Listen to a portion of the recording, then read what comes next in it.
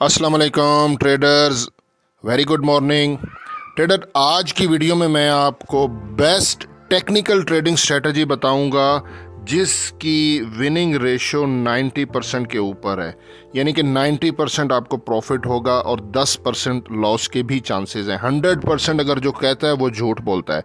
मैं आपको best technical trading strategy बताऊंगा। वीडियो को आपने शुरू से लेकर आखिर तक देखना है, कोई स्टेप आपने मिस नहीं करना।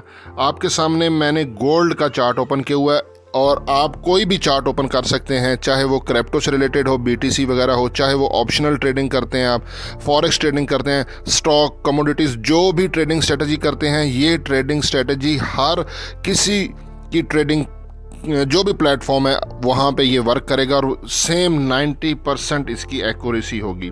आपने करना क्या है, सबसे पहले आपने बड़ा टाइम फ्रेम लेना है। मैंने बिल्कुल ये लाइव कर रहा हूँ, मैंने फ़िलहाल वीक का टाइम फ्रेम लिया है, ठीक है, ये वीकली टाइम फ्रेम है। अब यहाँ पे सबसे पहले आपने क्या करना है, मूविंग एवरेज लेना है और ये मूविंग एवरेज आपका 50 का होना चाहिए।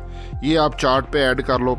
अच्छा, 50 के मूविंग एवरेज जब ऐड हो जाएगा, अब आपने देखना है कि कैंडल्स कहाँ पर है।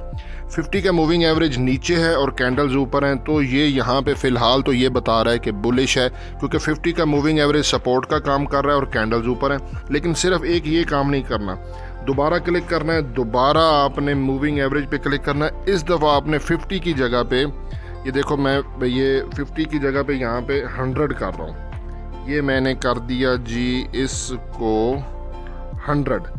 अब ये मेरा 100 का मूविंग एवरेज लग गया। यहाँ पे आपने देखना है कि 100 के मूविंग एवरेज की प्राइस 50 के मूविंग एवरेज की प्राइस के नीचे होनी चाहिए। ये चीज़ ध्यान रखें। सबसे पहले तो 50 का मूविंग एवरेज और कैंडल्स ऊपर हो।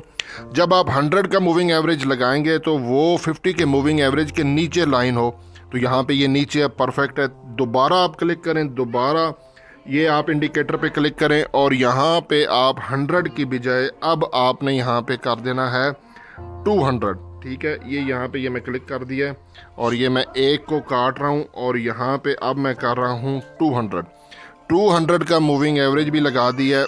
अब यहाँ पे आपने ये चीज़ देखनी है कि सबसे नीचे 200 का मूविंग एवरेज हो, उसके ऊपर 100 का मूविंग एवरेज हो, उसके ऊपर 50 का मूविंग एवरेज हो। और अब आपने देखना है कि कैंडल्स कहाँ पर हैं। कैंडल्स इन तीनों लाइंस के ऊपर हैं, तो ये कंफर्म ये है कि बड़े टाइम फ्रेम में हमारा जो ट्रेंड है वो बुलिश है। अब चार्ट आपकी मर्ज़ी है, जो मर्ज़ी लगाएं। और यही चीज़ उल्ट होगी, अगर 200 का मूविंग एवरेज सबसे ऊपर लाइन है, उसके नीचे 100 का मूविंग एवरेज है, उसके नीचे 50 का, और कैंडल्स नीचे हैं, तो वो बेरिश ट्रेंड होगा। बात समझ। लेकिन ये बिल्कुल बिल तरतीब हो, ऐसा ना हो कि 200 का मूविंग एवरेज ऊपर और कोई क्रॉस ओवर ना हो। 200 का मूविंग एवरेज बिल्कुल नीचे होना चाहिए, फिर 100 का होना चाहिए और फिर 50 का मूविंग एवरेज होना चाहिए। अब हमें यह पता चल गया है कि यहाँ पे हमारा ट्रेंड बुलिश है। अब आपने क्या करना है, ये इंडिकेटर्स आप क्रॉस कर दें बारी बारी, ठीक है। ये मैं क्रॉस कर रहा हूँ। अब यहाँ पे आपने टाइम फ्रेम कर देना है छोटा, M30 का मैं टाइम फ्रेम कर रहा हूँ। M30 का टाइम फ्रेम आपने कर देना है। अब मेरा टाइम फ्रेम हो गया है M30। अच्छा, अब हमें बड़े टाइम फ्रेम में पता चल गया कि हमारा जो ट्रेंड है वो बुलिश है या बेरिश है। अब मुझे कंफर्म हो गया कि मेरा बड़े टाइम फ्रेम में ट्रेंड बुलिश है। अब M30 के टाइम फ्रेम पे मैंने क्या करना है, ये मैं यहाँ पे क्या हूँ, ये मैंने इंडिकेटर में सबसे पहले आपने लगाना है STOCH। अच्छा, ये जब आप क्लिक करोगे, ये मैं दोबारा करता हूँ, STOCH, तो ये वाला इंडिकेटर आपने लगाना है जो स्क्रीन पे मैं आपको दिखा रहा हूँ। ये है स्टॉकिस्टिक मोमेंटम इंडेक्स है, अकेला स्टॉकिस्टिक नहीं लगाना, ठीक है, क्योंकि ये वाला जो है ना, ये लेटेस्ट वर्जन है स्टॉकिस्टिक मोमेंटम इंडेक्स। इसमें आपको मोमेंटम का पता चलेगा। ये मैंने ऐड कर दिया है, ये ऐड हो गया। अब इसको नीचे से इस तरह इंडिकेटर को क्लियर देखने के लिए थोड़ा सा लाइन को ऊपर करें। अब यहाँ पे आपने देखना है, क्योंकि मैंने बाय की अपॉर्चुनिटी देखनी है, मुझे बड़े टाइम फ्रेम में कंफर्म है कि गोल्ड बुलिश ट्रेंड में है। लेकिन यहाँ पे अभी मैं बाय नहीं करूँगा, क्योंकि ये देखें ये ओवरसोल्ड टेरिटरी में नहीं गया। जब -40 में होगा, जिस तरह ये ऊपर से क्रॉस हुआ ना, इसी तरह जैसे ये देखें ये पीछे था, नीचे वो एक डार्क ब्लैक कलर बना देगा, इस तरह का ना ये कलर बन जाएगा, ठीक है, लाइट कलर बोल दें इसको। यानी कि ये लाइनें नीचे आती जाएंगी, आप वेट करें। जब -40 के नीचे ये दोनों लाइनें चली जाएं और उसके बाद फिर वहाँ पे क्रॉस हो, जब तक ये दोनों लाइनें से नीचे चलती जाएंगी आपने एंट्री नहीं लेनी।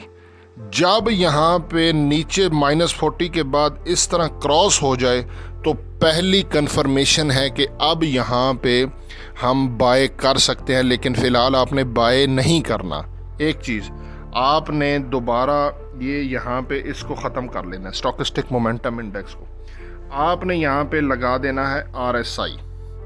वीडियो को पूरा देखें, मैं पूरा आपको स्टॉप लॉस और TP भी बताऊंगा, ठीक है। ये आप यहाँ पे क्लिक करें इंडिकेटर पे और ये RSI लगा दें, ये ऐड हो गया।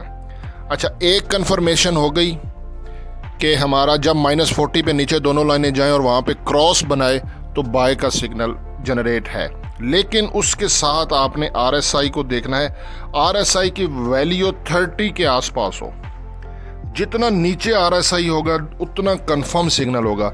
30 के नीचे होगा तो कंफर्म होगा। अगर RSI आपका 50 या इसके ऊपर है तो स्टॉकिस्टिक मोमेंटम इंडेक्स अगर क्रॉसओवर बनाता है तो एंट्री नहीं लेनी, वो फेक सिग्नल होगा। RSI की वैल्यू 30 के नीचे हो, दूसरी कंफर्मेशन। उसके बाद अब आपको 2 कंफर्मेशन हो गई, आप ट्रिपल कंफर्मेशन भी आपको बताने लगा हूँ और वहाँ पे आपको स्टॉप लॉस और TP भी बता दूंगा। आपने क्लिक कर देना है और आपने यहाँ पर बुलिंजर बैंड्स को अप्लाई करना है। अच्छा, बुलिंजर बैंड में ये आपका एक अपर बैंड होगा, एक मिडल होगा, एक बॉटम होगा। जब 2 चीज़ें कंफर्म आपकी हो जाएं, एक तो RSI की वैल्यू 30 के नीचे हो और स्टॉकिस्टिक मोमेंटम इंडेक्स -40 के नीचे क्रॉस बनाए, तो बाय का सिग्नल है। अब आपने बुलिंजर बैंड सेम उसी टाइम फ्रेम 30 मिनट के टाइम फ्रेम पे आपने लगा देना है। अब यहाँ पे आपने देखना है कि आपकी, अच्छा, बुलिंजर बैंड आपको साथ में प्राइस देगा। जो लोअर बैंड की प्राइस यहाँ पे लिखी होगी ना, वहाँ से आपने बाय की एंट्री लेनी है और उसके नीचे 50 पिप्स यानी कि 5 पॉइंट, चलो मैं गोल्ड का आपको बता दूँ, मैं आपको एग्जाम्पल से समझाता हूँ। वहाँ पे RSI और स्टॉकिस्टिक मोमेंटम इंडेक्स में आपको बाय का सिग्नल मिल गया। यहाँ पे आपकी प्राइस इस जगह पे होनी चाहिए, लोअर बैंड में। अब फॉर एग्जांपल वहाँ पे लोअर बैंड में आपकी प्राइस आ रही है, ठीक है, ये देखें ना, साथ में ये प्राइस भी होती है, जैसे ये देखें 3263 है और 3285 ऊपर हायर बैंड है, ठीक है, और लोअर बैंड 3274 के आसपास है, ठीक है। अभी ये मिडल बैंड में है तो मिडल बैंड में एंट्री नहीं लेनी, यानी कि हमने एंट्री कहाँ से लेनी है, 3263 से। अच्छा, अब आपने करना क्या है, ये मेरी है 3263 पे बाय की एंट्री। यहाँ से आपने 50 पिप्स यानी कि SL भी मैं आपको दे रहा हूँ, SL आपका आएगा 3258 पे, 58 के ऊपर 59, 60, 61, 62 और 63। ये मेरा बाय है यहाँ से और ये मेरा 50 पिप्स का SL है। SL के बगैर ट्रेडिंग नहीं करनी, ठीक है ना। जो लोग कहते हैं ना कि SL नहीं लगाना, आपका SL हंट होता है, SL मार्केट टारगेट करती है, तो उन्हें ट्रेडिंग का पता ही नहीं है। SL is the part of trading, must be use SL stop loss. मैं आपको जो स्ट्रेटजी बता रहा हूँ आप इसमें SL भी लगाएं, एट द एंड मुझे रिजल्ट बताएं। अगर प्रॉफिट ना होगा तो मैं चैनल ही बंद कर दूंगा। ये आपने स्टॉप लॉस लगा देना है 3258। अच्छा, 3263 से आपकी एंट्री है ना, तो आपने TP कहाँ पे लगाना है, 3273 पे। No need wait for more profit. इसको कहते हैं 1:2 की रेशो, 1:2 की रेशो। 50 पिप्स का आपका SL और उसका 2 गुना आपका TP 100 पिप का। आप एक महीने में 15 एंट्रियां लें, जिस तरह, सॉरी, एक महीना होता है ना, उसमें 24 दिन होते हैं, ठीक, हफ्ता इतवार छुट्टी होती है, बल्कि 22 दिन कर दें, ठीक है। ये 22 दिन हो गए, 22 एंट्रियां आप लें जिस तरह मैं आपको बता रहा हूँ। इसी तरह 50 पिप का SL लगाएं, 100 पिप का TP लगाएं। आपने 22 एंट्रियां ली हैं, आपका 22 में से 11 का SL हिट हो जाए और 11 एंट्री का ही TP हिट हो जाए, तो आप कहाँ पे खड़े हैं, आप प्रॉफिट में हैं। ये है 1:2 की रेशो। यार कितनी दफ़ा SL हिट करेगा, जो मैंने आपको स्ट्रेटजी बताई है, इस तरह आप ट्रेडिंग करें। यानी कि ये मैं आपको वो बता रहा हूँ कि आपके आधे ट्रेड का SL हिट होता है और आधे का TP हिट होता है, तो भी आप प्रॉफिट में। हालांकि ये ऐसा नहीं होता, इसलिए 90% ये मैं कह रहा हूँ, मैंने ये खुद चीज़ें आजमाई हैं। एट दी एंड, वीक के एंड पे, महीने के एंड पे, अगर आप 1:2 की रेशो और triple confirmation stochastic momentum index plus RSI और बुलिंजर बैंड आपको एग्जैक्टली वो प्राइस देगा, ठीक है। और उसके नीचे आपने फिर 50 पिप्स का एसएल लगा देना है, 100 पिप का टीपी लगा देना है। इसको आप थोड़ा सा मॉडिफाई भी कर सकते हो। आप एसएल को अगर थोड़ा सा लंबा रखना है तो आप एसएल को 100 पिप करोगे, लेकिन टीपी फिर वहाँ पे 200 पिप्स करोगे। 1:2 की रेशो को नहीं ख़त्म करना, यानी कि जितना आप स्टॉप लॉस लगाओगे ना, टीपी उसका 2 गुना लगा दो।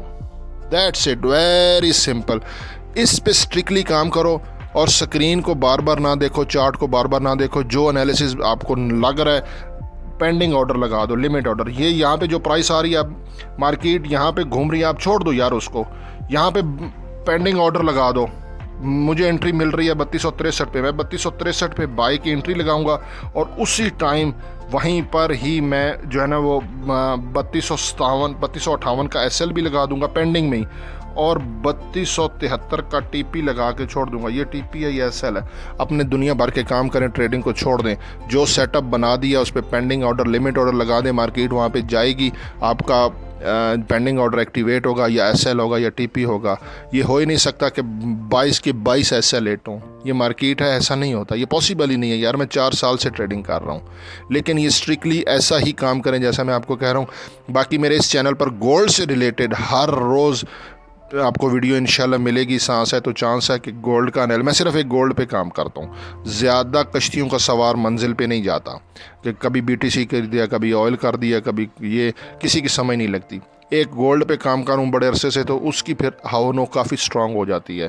तो इस चैनल पर आपको गोल्ड का टेक्निकल एनालिसिस मिलेगा। चूरन बेचने वाला कोई काम नहीं होगा कि मेरे लिंक से ज्वाइन करें, ये करें, वो कोई ड्रामा नहीं है। एनालिसिस मैंने खुद ट्रेडिंग करनी है, मैंने यार एनालिसिस करना है, और मैं स्क्रीन रिकॉर्डर से वीडियो बना दिया करूँगा। हसन वन को दुआओं में ज़रूर याद रखिएगा। अल्लाह हाफ़िज़।